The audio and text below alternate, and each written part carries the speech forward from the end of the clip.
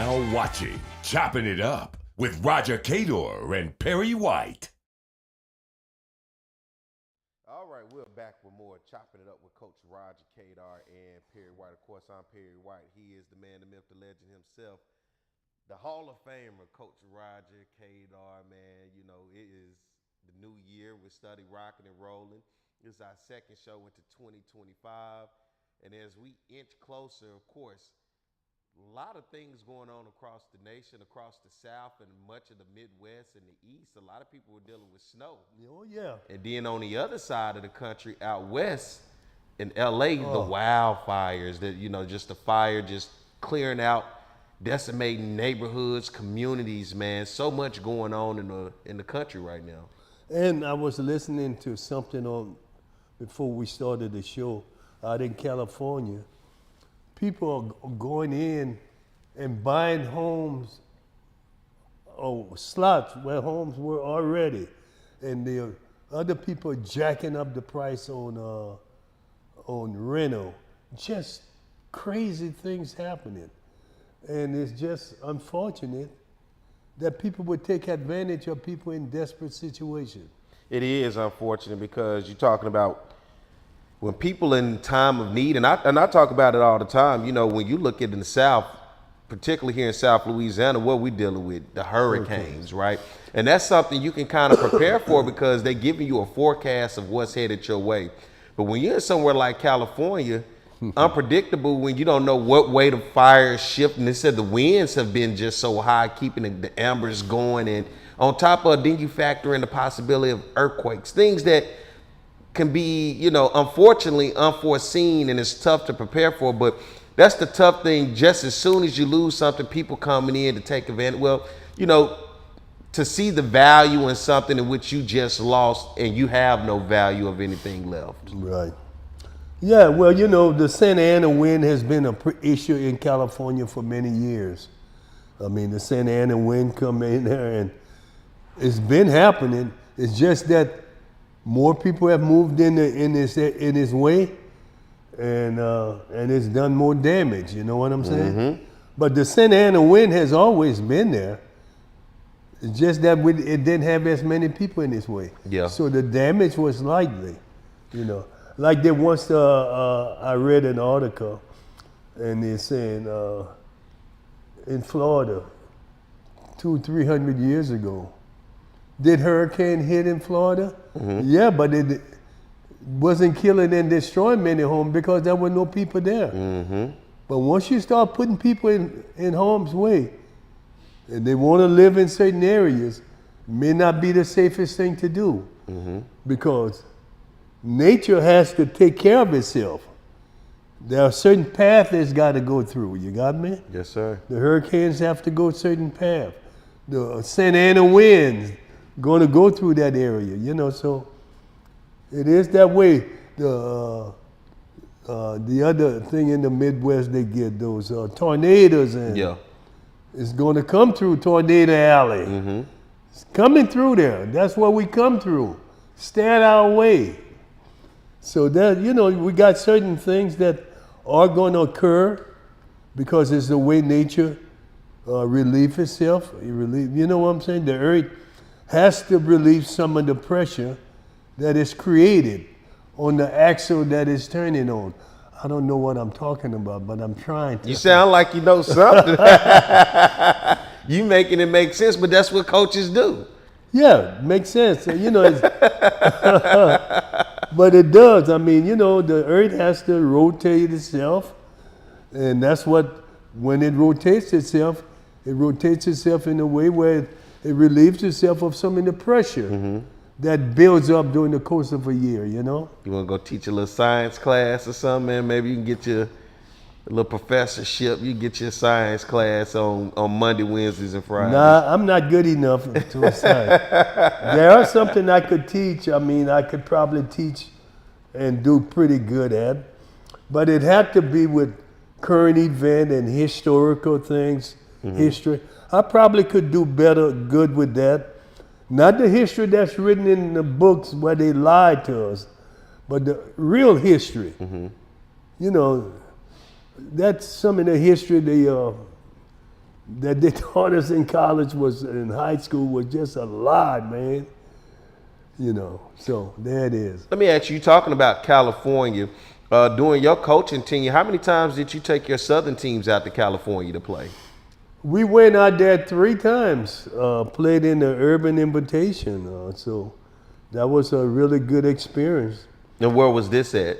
We played in Compton, California. Compton is a historical black community. And probably the fire wasn't going to go there, but I did see where the first historical black community in California did get destroyed in the fire. Mm-hmm. But Compton is a little different situation, you know. What was HBCU baseball like taking it to Compton, and what was the reception like from the West Coast bringing your culture from the South out there? Because Cali is a different place. It is.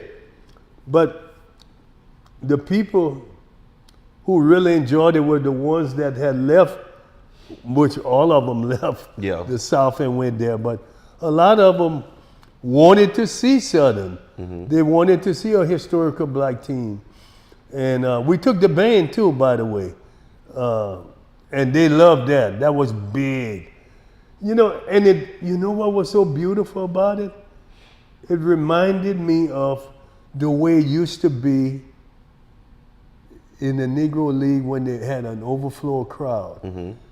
See, because of the band, the first year our band played against SC band, I thought we were going to have an earthquake. There was so much shaking and everything going on. But the fan, they was lined up down the fence, and as far we played at Compton College, and it was just so different. The way everybody was lined up, and you know, it was cold. Mm-hmm. You know, LA is in the desert. A lot of people don't know that LA was a desert. You got me? Did you know that? I didn't know it was a desert. No, it was a desert. It's a desert before everybody started moving there and building. Uh-huh. No, it was a desert. So it was cold at night. It was, you know, and so what happened? The band played, man, and the ground was shaking. And I'm saying, we may have an earthquake. You know, they have earthquakes out there. Mm-hmm. And I'm thinking, we having one. But they enjoyed themselves. It was a great enjoyment, us going out there, the band. I think the band was something unique for them at a baseball game, but the band wasn't unique when they were competing against SC. And the other years they competed against, they had high school bands competed. What other teams were there? One year we played UCLA SC, Southern Cal. That was the first year. The next year we played San Diego State with University of San Diego, Tony Gwynn. We did get to beat them. The other year we played, I can't think of the other 2 schools. Can't think of them. They were from out in that area? Oh, yeah. Okay. Yeah. And what they did, they took us and Bethune-Cookman. Okay. Over there. And you know what? There was really some good games, you know. Bethune had a pretty good team during those times? Yes, they were very good. Yeah. So, you know, it was really a good thing. And, you know, that's what kept the Urban Invitation going, is that the games were all competitive. Mm-hmm. We won MLB Network. So MLB felt pretty good about it. And now it's the Andre Dawson Classic. How did that get started, to get out to California and say, you know, the Urban Invitational, and to get those schools to buy into what you and Bethune were doing, and then you taking the culture out to the West Coast? Well, it started innocently in Richmond, Virginia, a long ways from California, mm-hmm. all the way to the East Coast, to the West Coast. It started in Richmond, Virginia. I was on a symposium with a guy named Jimmy Lee Solomon. Jimmy Lee was the executive vice president for Major League Baseball, handling minor league, and he was handling collegiate baseball, black college baseball. And he and I were on and I said, I'm gonna strike a conversation with this brother. He was in Houston, Texas. Grew up like me. He grew up on the rural part and had to walk and ride a horse to high school. And I told him we had that and we struck it. And so we talked, and I told him, what can we maybe look at playing, getting some black school together and play tennis. He said, let me think about it. 6 months later, got a call, we talked more. And then he said, I thought about something. He said, we just opened this urban invitation,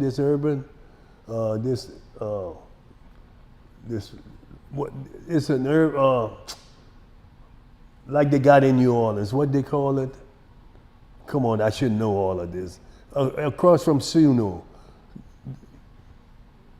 I don't know what's across from Suno. What's across from Suno, Coach? I was thinking the neurosurgeon would know. They've got that, the what? Wesley Barrow is, Major League Baseball took over. What they call it? Huh? Wesley Barrow. Oh, the stadium. You talking about the stadium? Yeah, it's Wesley Barrow, but it's Major League Baseball took over.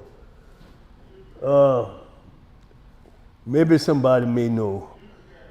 The Youth Academy? Youth Academy. Okay. That's what they had in California. And he said, we want to take it there and bring some notoriety to that. He said, we'll play. He said, I'll work out the detail. I said, okay. And then I told him, he asked me, who should I consider? I said, well, how many teams you want to take? He said, we can only afford to take 2 teams. I said, you want to take Southern and you want to take Bethune-Cookman? I said, they're pretty good. And that's how that happened. Went on out there. And I mean, the guy trusts me, and this thing was a big hit because we won out there, Bethune-Cookman won, and the games were all competitive. And so it never backed off. They never backed down from it. And now we got that going, the Andre Dawson, they renamed it. And now we've got the Swingman Classic, where we bring in all of the top players from HBCU, the Division I schools, and let them play in the All-Star game before the Big League All-Star game. That is big. That's big because you know how much publicity you get on that weekend? You got the biggest stars in Major League Baseball in there, and then you coming in playing before them. That's huge. So, you know, I've been fortunate to be a part of those 2 ventures. And again, I tell people the reason it happened because I wasn't afraid to talk. People are afraid to ask questions, talk to people. Where can you go wrong? Either they're going to say yes or no. And, you know. What about the Cactus Jack? You got anything to do with that? No. That's a Texas thing, a Houston thing. Okay. So it seemed like, you know, once you put this thing together, man, did you see the dream of it still living on today in 2025? Of it being able to survive for so long? Not really, because normally those things don't survive because of financial constraint. Yeah. You know, but MLB have stuck with it. And then when we obviously got the Ken Griffey Swingman, that thing really caught fire, man. You know what I'm saying? And it seemed like even with the Urban Invitational, then transitioning to the Andre Dawson, it was both PWIs and HBCUs, but now it's transitioned to be solely HBCUs. Not always. Okay. There have been some white schools like Chicago State, University of New Orleans have been a part of it. You know, so it hadn't always been that way. And at one time doing that thing, when they and were Missouri is going to be a part of it this year. Yeah, with Coach Carrick Jackson. Yeah. At one time, you guys were rocking the Negro League jerseys too, doing their invitational. Wasn't it? No. No. When did you bring out the Negro League jerseys? I brought them for Southern. Okay. Yeah, I brought them to Southern, and unfortunate We didn't have people with vision to keep it going. And it went away when I left. It went away. How could you let a history go away? I bet you probably can't find 5 jerseys. They're probably all over the place. I mean, how could you let that part of history go? Yeah. Die. Because it gave you a chance. That's the reason we're here. Mm-hmm. What gave you the idea to say, you know what, let's pay tribute to the Negro League? Just thought about, you know, all what I was able to do was because of what those people did. Mm-hmm. You know, the sacrifices they made, the abuse they took, just to give us a chance, you know what I'm saying? Mm-hmm. And I thought about that. And I said, I want to do it. And I've always had an admiration for those guys. And I had the opportunity in 1993 in Kansas City, Missouri. I went to, was it an All-Star game? It had to have been an All-Star game. I'm almost certain it was an All-Star game. I don't think it was a World Series. I think it was an All-Star game I went to it. Mm-hmm. And there were some of the great ones, Hank Aaron, Ernie Bank, Willie Mays, I said Hank Aaron? Mm-hmm. You know, all of them were there, Buck O'Neill. And we had such a, Lou Brock, we had such a wonderful time. And the company who made those uniforms was there. And then I struck the conversation again. I talked to him, Perry. Mm-hmm. How else would I have done it unless I opened my mouth? Closed mouth don't get fed. I opened my mouth, talked to the guy. He talked to him, he said, hey, let's talk next week. I said, fine. He said, and he was a Jewish guy out of California. But he was intrigued by the fact that a historical black college wanted to wear those uniforms because he was interested in what? Spreading it out also, you got me? Making more people know. So Ron, his name Ron, I'm not gonna give his last name. Ron, and I talked to him next week and he said, hey, I'm gonna sell you these uniforms, let you have them at a good price. He said, okay. I said, you're gonna have to let me raise the money now. Ryan Rubenstein. I said, yeah, Mr. Rubenstein, I'll make it happen. I went on and raised the money, bought the uniforms. You know, and also at the same time bought two sets from him. So he gave me an even better price because I bought 2 sets from him. Regular uniforms, you got me? And he gave me the home and away Negro League uniforms. So the home team, the away team could have them when we play. That's pretty cool. Pretty darn cool. Pretty darn cool. And when Ellis, the coach at Grambling, sort of retired, then nobody wanted to. I can't believe they didn't want to wear the uniform. And then when Carrick Jackson came, he made sure. He boxed them up, taped them up, put them away, saying, ain't nobody gonna wear this. Carrick didn't have the history. He didn't know the history, you got me? And that's the danger when you hire people who don't know the history.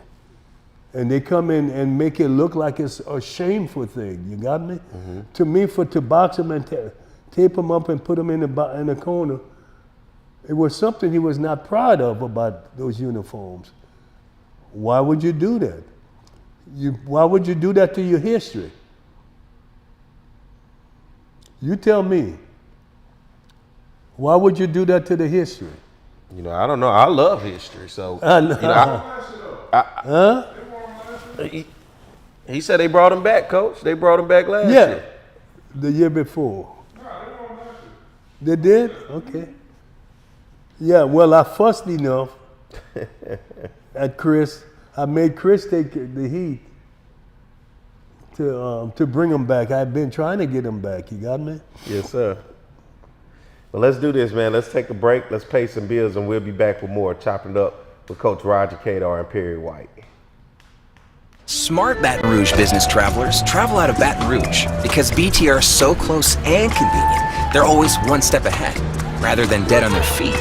So, isn't it about time you flew BTR? Baton Rouge Metro Airport. Some Baton Rouge business travelers travel out of Baton Rouge. Some don't. The ones that do know BTR is all about being closer, more convenient, with non-stops and short hops to anywhere their business takes them. They also know not flying BTR means more traffic, longer lines, and wasted time. So if it's about going from driveway to runway with a lot less highway, isn't it about time you flew BTR? Baton Rouge Metro Airport. It's about time. Hey, it's Jimmy I with ESPN Radio. Both Coach Roger Cador and I have gone to Dr. Dale Police for years for all of our dental needs. Dr. Police uses the latest technology in preventive dental cleaning, digital x-rays and night guards, restorative tooth-colored fillings, porcelain crowns, complete partial dentures. Zoom whitening, you can whiten teeth 10 shades in as little as an hour. Dental emergencies for infections, broken tooth, or restoration when things just go wrong. Most insurance is accepted. Dr. Dale Police and Dr. Larry Oob, available Monday through Thursday, 7:30 a.m. to 5 p.m., 926-6899, and PoliceDentistry.com. Getting a letter from the IRS that you owe back taxes can be scary, but it doesn't have to be. Call Go Tax Resolution in Lafayette at 337-420-1040 today. We'll help stop garnishments, levies, and seizures immediately. With over 35 years of dealing directly with the IRS, our team of local professionals will help you pay the least amount possible. So if you owe back taxes to the IRS, you need help. Call the tax professionals at Go Tax Resolution in Lafayette at 337-420-1040. Your go-to tax relief. Have a passion? We've got the place. Gear up for where the rubber meets the mud, or stir up memories of a lifetime. Reach new heights. Gravitate towards something out of this world. Even travel back in time. You might like a little drama in your life, or get in touch with your inner nature lover. Release some pent-up energy while you're at it. There's plenty to do beyond the swing sets. BRAC, we're more than a playground. With over 60 years of combined experience, Kathy Sherburne and Anna Barnett bring a wealth of knowledge and excitement to the framing industry. Keeping strong to the Louisiana culture, Acadian Frame and Art has numerous local artists and sports team memorabilia for their customers to choose from. Whether you're creating a gallery-like setting in your office or simply looking for some fun art for your kids' playroom, Acadian Frame and Art is your one-stop picture framing spot. Call 225-927-6129 or go to www.acadianframe.com. Get the memoir from the legendary baseball coach from Southern University, Roger Cador, Against All Odds. Roger refused to let his past dictate his future by rising to legendary college baseball status. An inspiring story of tenacity, faith, and hope. Against All Odds chronicles Coach Cador's determination to reach higher, to want more, and to dig deeper to find the courage to chase his dreams. Against All Odds. Get yours today by Cador & Cador Publishing. You are now watching Chopping It Up with Roger Cador and Perry White. All right, we're back with more Chopping It Up with Coach Roger Cador and Perry White. Of course, I'm Perry White. He's the man, the myth, the legend himself, my man Roger Cador. Coach, let me ask you something. The neurosurgeon and I were talking about maybe looking at some trips internationally, and one of the places that came up was Panama. And I know you know Panama better than anybody. Give me a good place to stay in Panama, Coach. Well, you want to stay at the Acadia Inn, which is a 5-star resort, and they know how to treat you. They're going to treat you well. And if you're in a certain spot in that, it's I want to say hotel, but it's a condominium. Mm-hmm. You could see the boats entering and exiting the Panama Canal, which is a great spot. Mm-hmm. And there's a young lady there by the name of Yenny Aguilar. She would take great care of you at the Acadia. hotel and resort, and you want to ask for her, mention my name, always help, might get a good discount. Say Big Poppy sent me? No, Roger Cador. She knows me as Roger Cador or Mr. Roger. Okay. Mr. Roger, which is, she's a kind lady. She's a Colombian lady and very kind. I mean, a professional services. She believes in service to the utmost detail. And so that's what it is. So I recommend anyone going to Panama, stay in, this place is in Costa del Este. It's right next to Santa Maria, which is between the airport and downtown. You're 10 minutes from the airport, you're 10 minutes from downtown, or less. And then you got the bay right there. So you got a lot of things, but where Acadia is located, you have a lot of places you can visit, shopping and movie theater and everything there, eating, everything is right there for you. Man, that's a great recommendation. I appreciate you. So when we're getting ready to look to go have our fun, get our passport bros on, we try to figure that out when we get down there to Panama. Well, you may see Obama. You know, me and Michelle have the place in oh my goodness. Down in Panama City? Yeah, not in Panama City, but they have a place out there. Okay. Bill Clinton has a place over there. They tell me Jay-Z and Beyonce have a place out there. So there are a lot of people. You know, now they're not in Panama City, but they're further out and they're a little more exclusive, you know what I'm saying? But there are a lot of people, or famous people who move there because they love the culture, the food, the service, and they love the way things are ran down there, you know? So I would definitely recommend taking a trip down there and visiting and see how you like the country. Thinking about it, and I thank you, Coach, and everybody out there. Make sure you take that recommendation from Coach. Coach, let me ask you this. You have been around Southern University, what we say, what, about 40 years? 50. 50 years, excuse me. Make sure I get my years right. And you have seen a lot change, because we were having a conversation off air when you were talking about just looking around the mini dome, because of course we're doing the show here live at the Roger Cador Baseball Fieldhouse on the campus of Southern. But looking outside the window out here, you can see all the oak trees around the mini dome and just in the area. And you were saying, looking back at when those trees was first planted and now watching how big they've gotten and just looking around the place. But for you on this campus, just how much have things changed over 50 years for you? A lot have changed, and you could see it in the structure of the architecture and the buildings. New buildings have gone up, and I'm happy that they were able to preserve some in the older buildings, because that also tells a part of history. A Southern, like the Navy ROTC, Army ROTC buildings, they will be able to be saved, and they're doing very well. And I'm sure that there are some other buildings I'm not naming, but you know, I move around and I see them, and then I see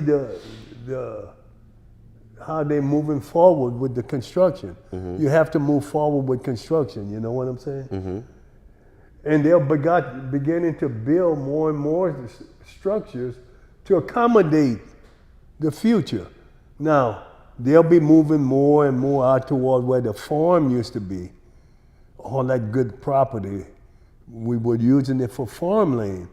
It's not gonna be used for farmland anymore. You're gonna have to use it for the growth, building dormitory, other buildings to support the kids that'll be coming into Southern, and giving them all of the space and the building and the things that they need to be competitive. What was dorm life like for you when getting to Southern? You know, coming from rural living, then you now, hey, here I am in a dorm at Southern. It was a little different.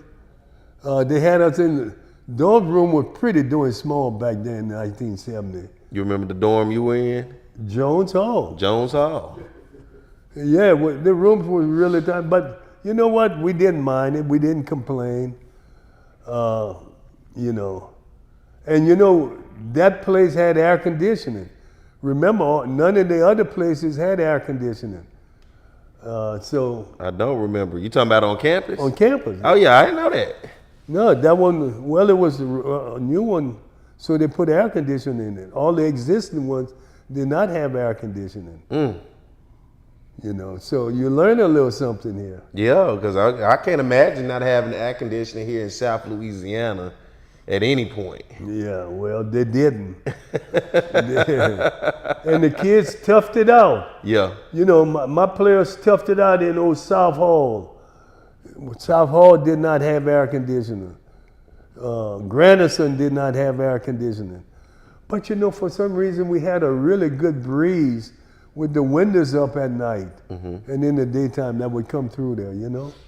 You know, then also looking at not only the infrastructure, but administration. Many people have come and gone. You've seen many presidents come and gone. You've seen athletic directors come and gone. Talk about your relationship with the different presidents and athletic directors during your time. 50 years, you've encountered a lot of people. Encountered a lot of people. And, you know, for the most part, had really good relationships with the presidents. You know. Who's memorable out of those presidents for you? I'm going to name Dolores Pikes because she was a woman. And she became, you know, the first woman president at Southern. And the fact that we had a good relationship. She liked the fact that I did go around and check on my athletes to make sure that they were in class and trying to take care of the academics. She liked that. And she liked the fact that I was a disciplinarian. I disciplined them when I needed to.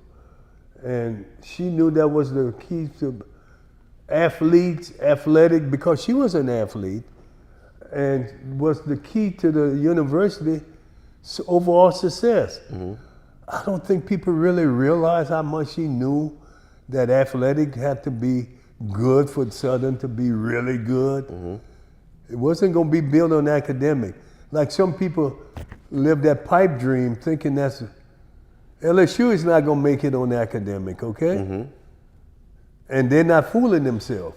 They are trying to upgrade everything to make it accountable, amenable, but Tulane is where, if you're academic, that's where people going. Yeah. You know, I mean, in Louisiana. So you might as well come to the conclusion. We're not this academic situation. Tulane is, you know, so.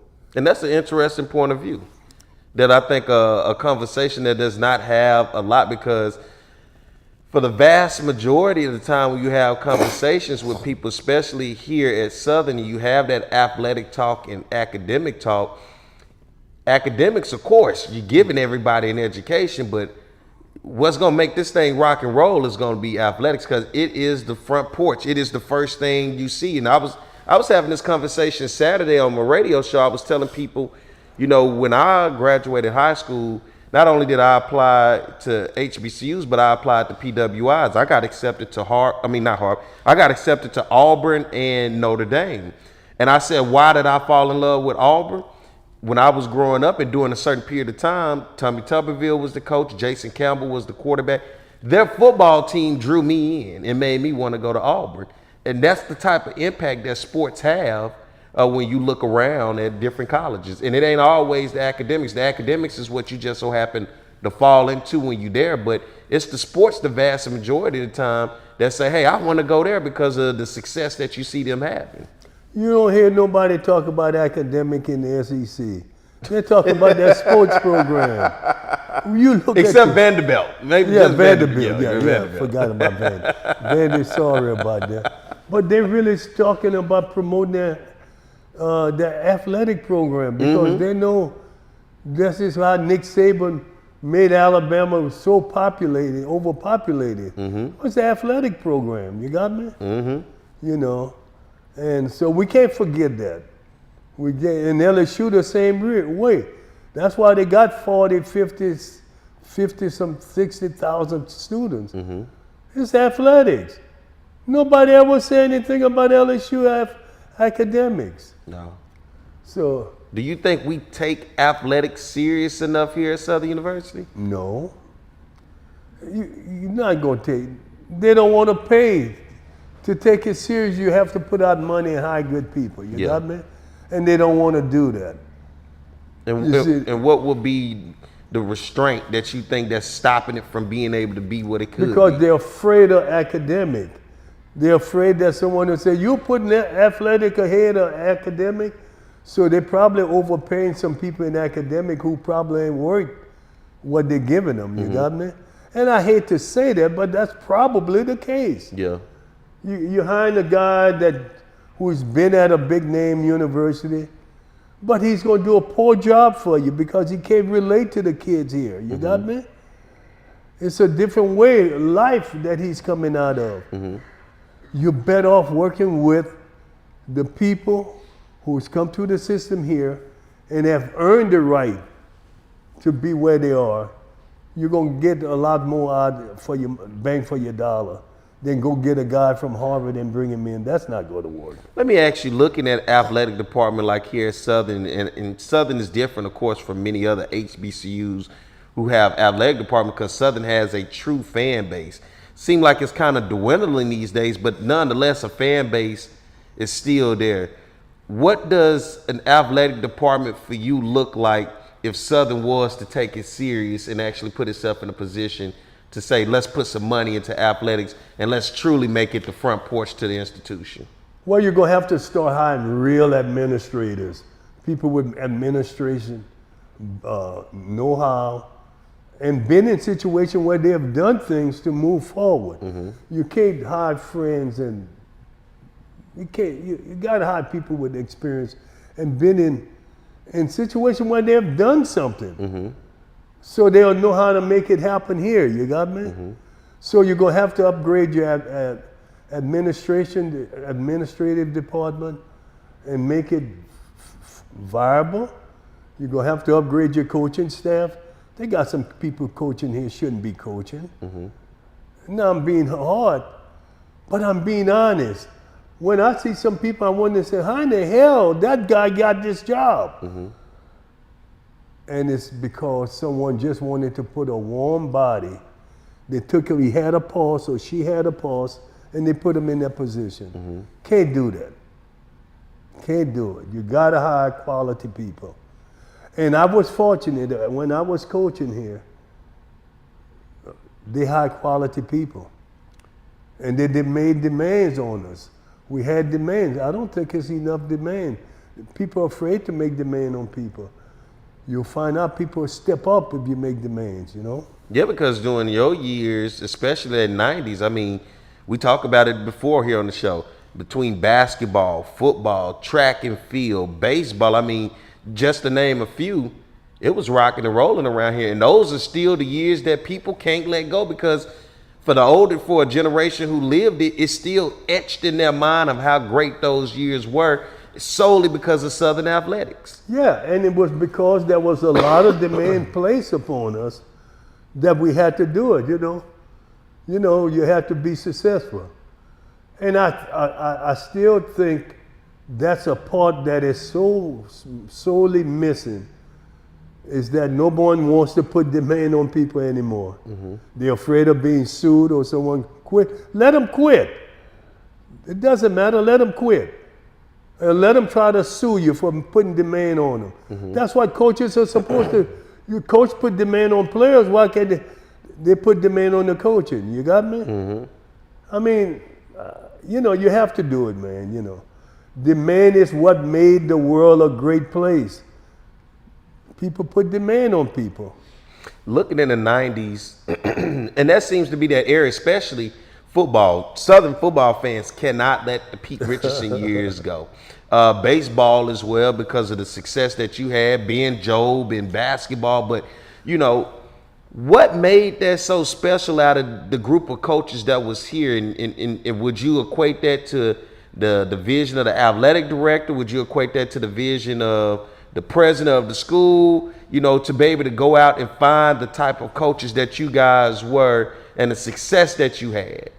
Well, some of it was a streak of luck. I mean, you know, I think one high that Delores Spikes made was Pete Richardson. That was a streak of luck. Yeah, because nobody wanted Pete, and having That's that conversation with Pete, Pete said, man, they didn't want me here. You know, they didn't want him, but she wanted him.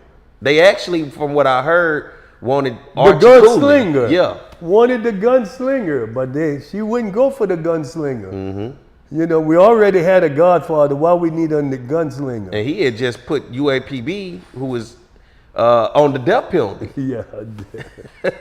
Yeah. And then Ben Job, we got lucky and got Ben Job. And Johnny Thomas was here. Mm-hmm. So, I mean, we were just fortunate. Had Cliff Johnson who was here. Cliff came from Prairie View, I think. So Cliff was the tennis coach, won a lot of championships. So I'm talking about people who were winning left and right, going and coming, up and down, any way you want to put it, they were winning, you got me? And all had great attitude. That's what I love about it. The attitude was so darn good. You know, you could go talk to them and it's always with a big smile and positive stuff, you know? You know, so we had a lot of positive conversation, and you know, Cliff Johnson played on that championship basketball team in, I don't know what, in the 60s with Prairie View. They had Zelmo Beatty. Who was that? Played in the NBA many years, a center. Played at Prairie View. Zelmo Beatty. And Cliff played basketball with him at Prairie View, so there it is. You know, you are an alum, I'm an alum, and you and I both have conversations because we can see the potential of this place. And, you know, we hadn't even begun to scratch the surface, in my opinion, of how great it could be around here. But 50 years of you being here, and then, you know, I probably got another maybe 50 years, 40 years ahead of me. Do you think it's ever going to change? Oh, I'm thinking it's going to change. It changed since I've been here. Nothing remains the same. It changes. It rotates and goes around, and you know, it goes up and comes down. Good things happen, bad things happen. You're going to have that. That's the kind of people we're dealing with now. It's going to be somebody going to come in and do something stupid. Yeah. Because that's the kind of world we live in. Somebody's going to hire a friend of theirs and they're going to come in and do something stupid. Someone is going to hire someone that's going to come and do good work.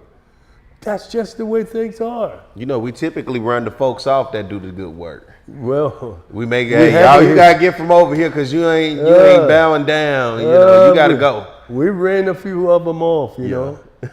You know.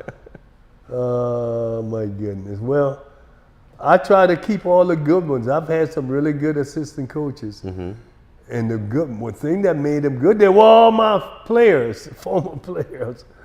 All of them, I hired former players, and they all turned out to be good. They end up being scouting director, international scouting supervisor. We got one going to speak at Chris, who is a national cross-checker. I got 4 or 5 who are national cross-checkers. So I had really successful guys.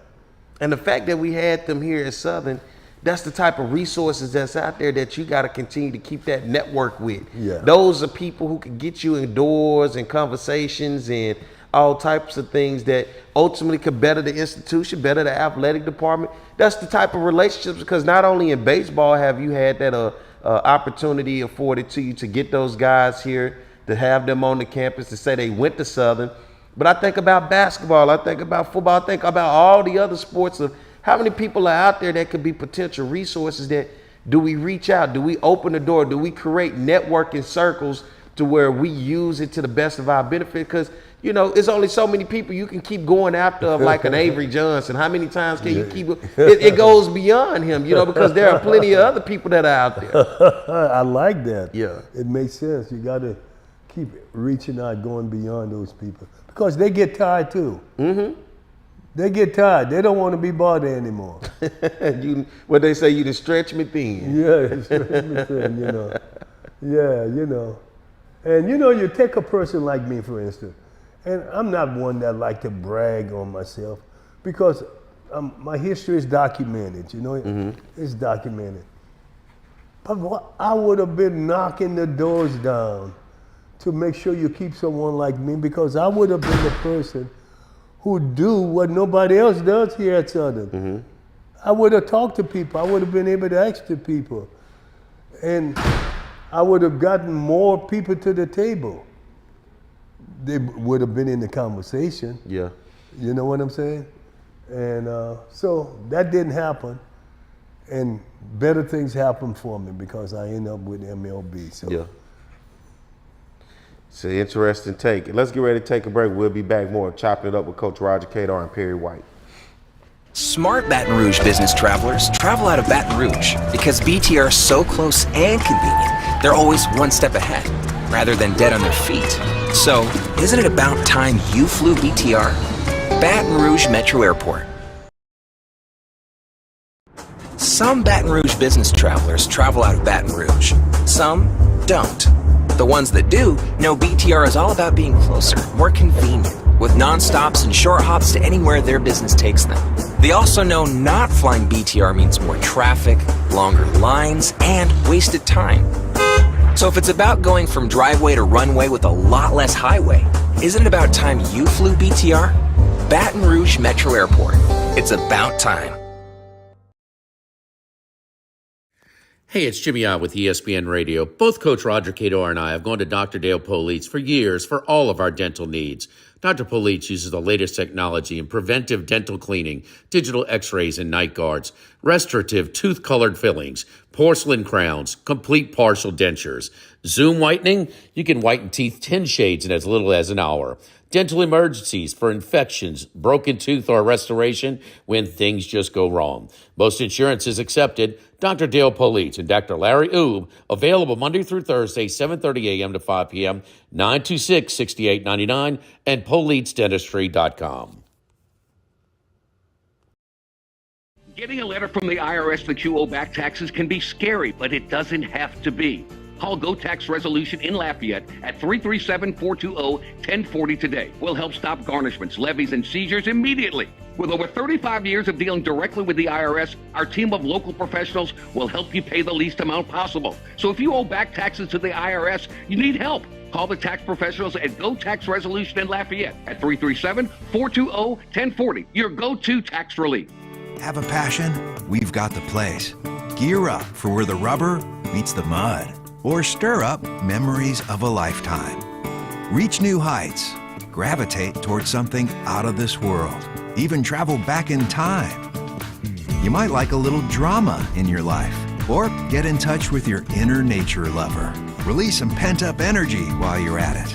There's plenty to do beyond the swing sets. Breck, we're more than a playground. With over 60 years of combined experience, Kathy Sherburne and Anna Barnett bring a wealth of knowledge and excitement to the framing industry. Keeping strong to the Louisiana culture, Acadian Frame and Art has numerous local artists and sports team memorabilia for their customers to choose from.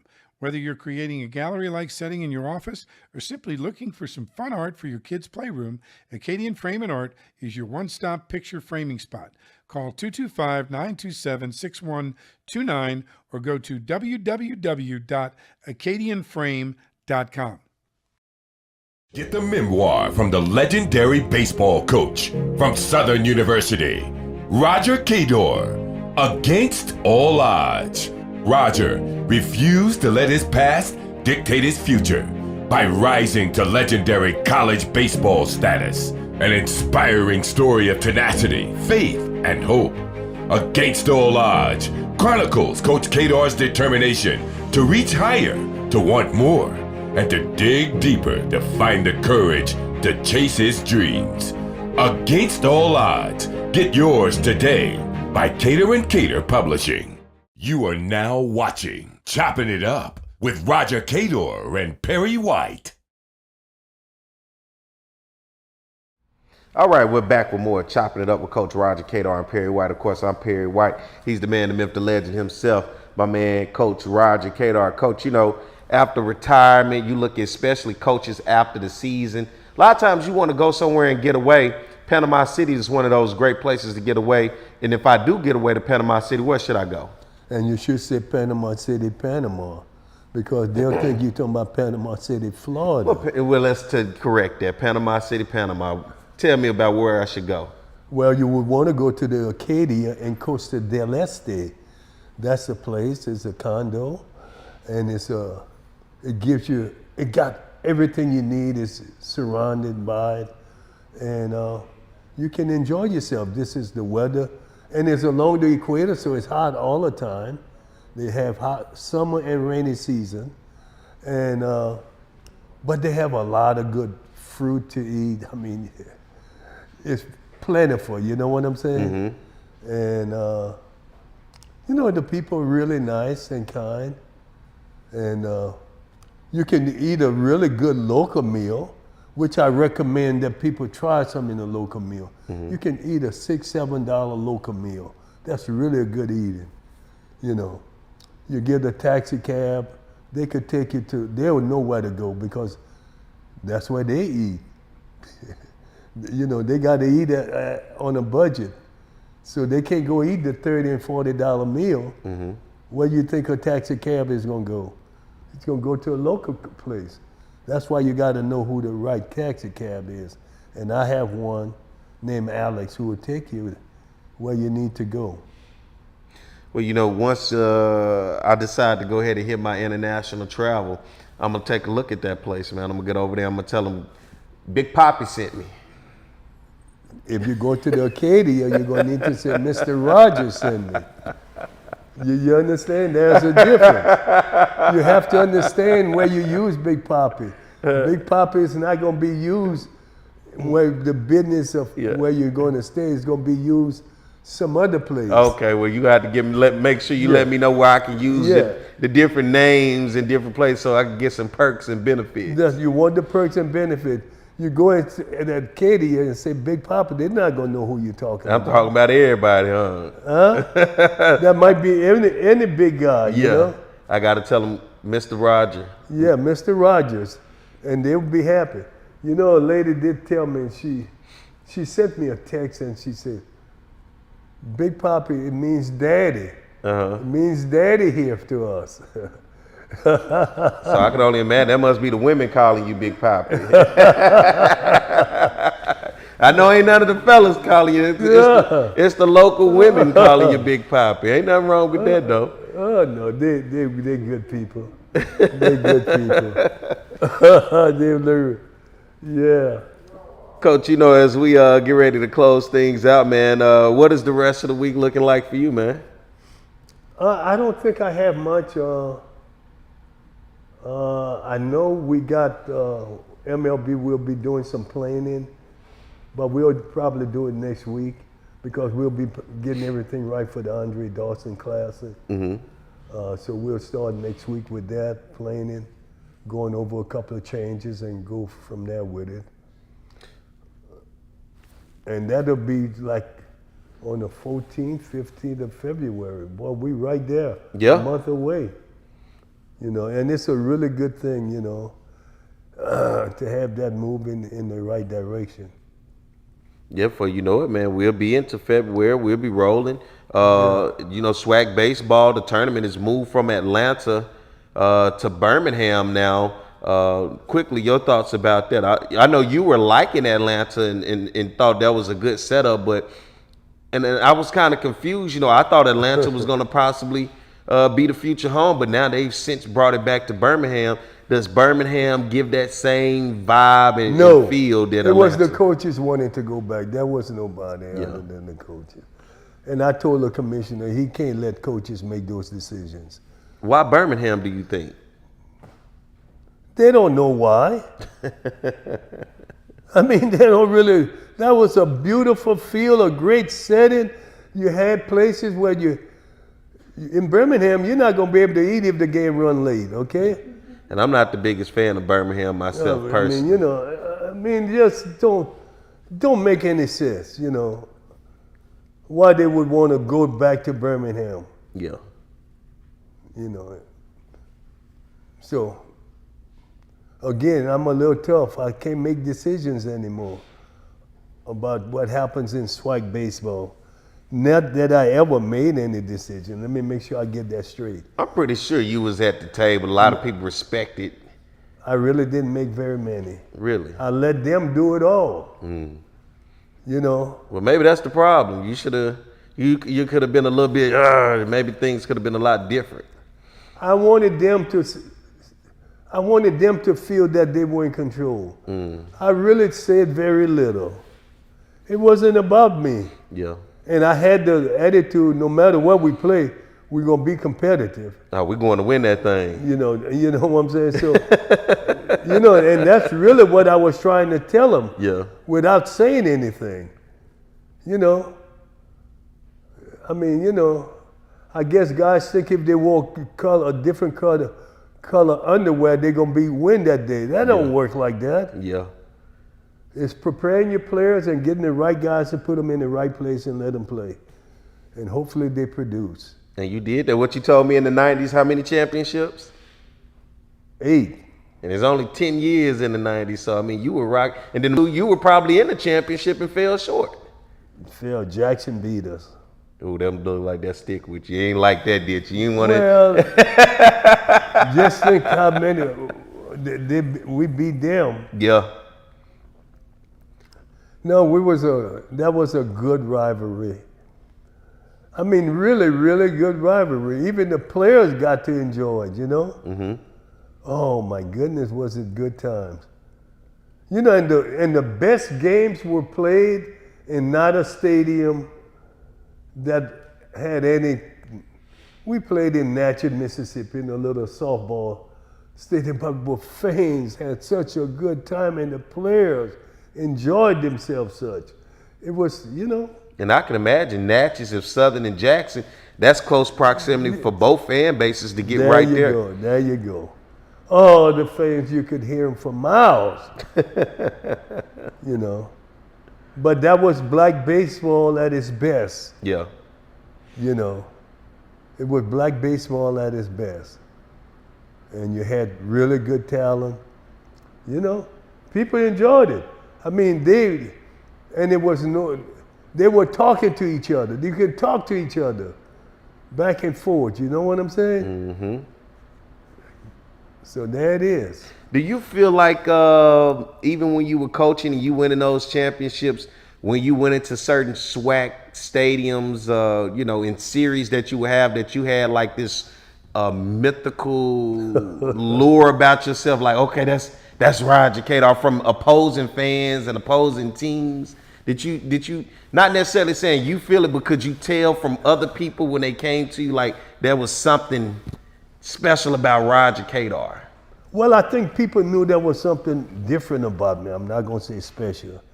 I was different because I didn't have an arrogant attitude about winning. Mm-hmm. I was always friendly to the crowd. I would give, you know what I'm saying? Mm-hmm. So that gave me a break or pass, you got me? Mm-hmm. In the fact that I talked with the fans. I said hello to them. They wanted to hear me. If they said something to me, I would respond to them in a positive way. And that always helped. And so it gave me a pass, okay? And so that one rascal who was saying something ugly, he was muffled out by the other people because they didn't want to hear it. Yeah. So, no, it was really, when we went to Grambling and Jackson, yeah, you could hear it. It was there. They didn't care about that or no. They was like, no. But they knew. They knew. Yeah. They knew. Championships speak louder than words. Oh, yeah. But I tell you what, I was at Grambling, and this was in the 2000s, and I was sick. I wasn't feeling well. I really was sick. To the credit of Grambling, one of Grambling's former players, he was in there, he said, Coach, you're not right. He said, you're not yourself, you're sick. Do you want me to take you to the doctor?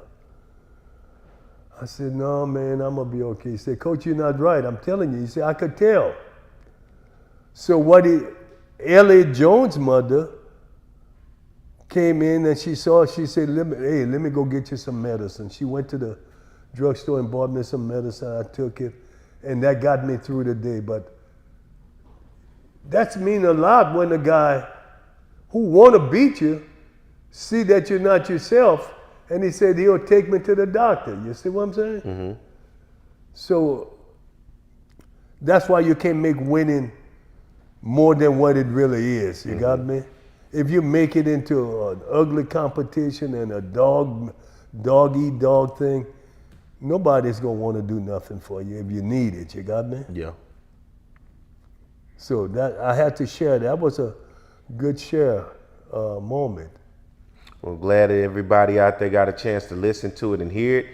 If you are watching, be sure to hit the subscribe button on the YouTube channel on Chopping It Up with Coach Roger Cador. It's free, cost you nothing. Hit that subscribe button. If you're watching on our Facebook Live, be sure to hit that like and follow button. Be able to follow Coach Roger Cador on his page. Of course, we do the show on Tuesdays at 10 o'clock, 10 a.m.